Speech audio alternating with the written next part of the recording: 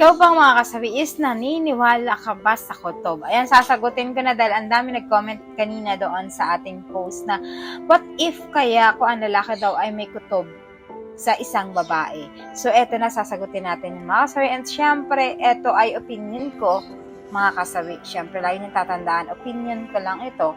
Syempre, may iba't iba tayong opinion sa inyo. Iba yung opinion nyo, iba din yung opinion ko. Pero para sa akin, mga kasabi, diba, ang babae kasi, mas malakas ang instinct kapag once na ang lalaki ay nagluluko talaga. Diba yung pakiramdam mo na kapag ka may kutob ka, alam mo sa sarili mo na yung kapag ka, diba, may isang tao ka na pinagsisilosan.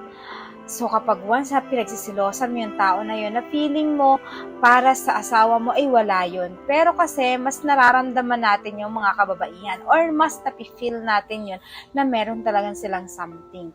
Pero syempre, hindi naman agad-agad yun na inaamin ng asawa mo at nung babae na pinagsisilosan mo. Pero malalaman mo lang sa huli is magugulat ka na lang talaga na totoong-totoo yung pakiramdam mo. Kasi ganun yung mga kababaihan. Malakas yung kanilang kutob kapag once na merong babae ang kanilang asawa, kapag kaiba yung kinutuban nito, ibig sabihin, legit yun mga kasawi. Siyempre, like ko naman sinasabi na hindi naman sa nila lahat, pero legit talaga yun mga kasawi na kapag ang isang babae ay merong kutob ng asawa nila ay merong babae, ay talagang malakas yung kutob nila na totoo yun. So, ganun din naman yun sa mga kalalakihan, di ba? Ang lalaki kapag once na kumukutob din siya sa isang babae, sa kanila asawa, meaning legit din yun. Kasi nga, hindi naman kasi tayo nakukutuban or hindi natin kasi nararamdaman ito kung alam natin sa sarili natin na wala naman talaga. Minsan kasi, di ba, nagkakaroon tayo ng instinct na, ay, siguro ganito, iba yung tingin niya doon, iba rin yung tingin niya dito, iba yung pakikitungo niya doon sa isa, iba din yung pakikitungo niya dito. Diba, kung i-comparison niyo yun, is magkakaiba talaga. Alam mo yung merong something, alam mo rin yung napaka-normal.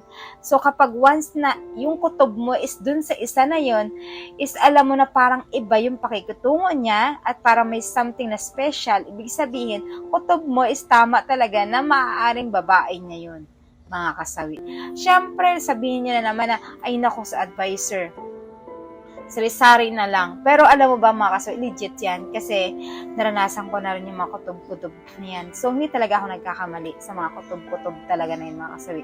Dahil based on my experience talaga na nagkaroon ako ng kutob sa asawa ko, sa ex ko, ay nagkatotoo talaga na meron talaga. Kaya ang mga babae kasi, or hindi naman kasi kami maghihinala sa isang lalaki kung alam namin na wala. At syempre kami mga babae kasi alam mo yung pakiramdam na hindi kami nagsiselos or hindi kami kinukutuban kung hindi nyo pinapakita na meron din kayong tinatago.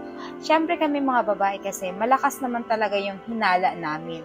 Pero minsan yung hinala, yung tamang hinala na hindi naman pala totoo dahil gawa-gawa lang ng utak mo dahil sobrang selosa mo. Normal minsan nagkakamali tayong ganun.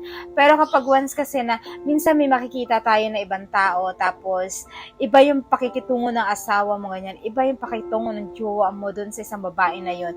Ibig sabihin nun mga kasabi is talagang kutob mo. Kung ano yung kutob mo at nararamdaman mo is totoo yun. Kasi ganun tayong mga babae. Hindi tayo maaari nagkakamali sa mga ganitong kutob kasi legit yun talaga mga kasabi. Kaya syempre, like ko naman sinasabi sa inyo na iba't iba yung kutob ha.